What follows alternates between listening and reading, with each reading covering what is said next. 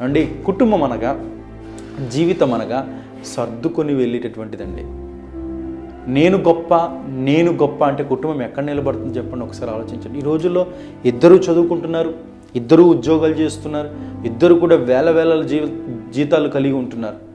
ఆయనంత మాత్రాన నేను గొప్ప అని అనుకుంటే ఎలాగండి? కుటుంబం అనగా ఎవరో ఒకరు తగ్గాలి. తగ్గించుకోవడం మాత్రాన అది నామోషియా?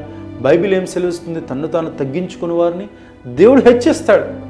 కుటుంబం అనగా మనస్పర్ధలు ఇవి రావడం కామన్. నేను గొప్ప అని పంతాలకి వెళ్ళినట్లయితే కుటుంబం నిలబడదండి.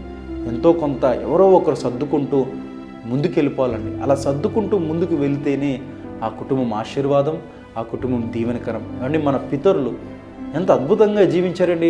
మన పితరులు, తాతలు, ముత్తాతలు కోర్టు కేసులు ఉన్నాయండి, డైవర్సులు ఉన్నాయండి, ఇవేమీ లేవు. ఎంతోమంది పిల్లలు కలిగి మన పితరులు చక్కగా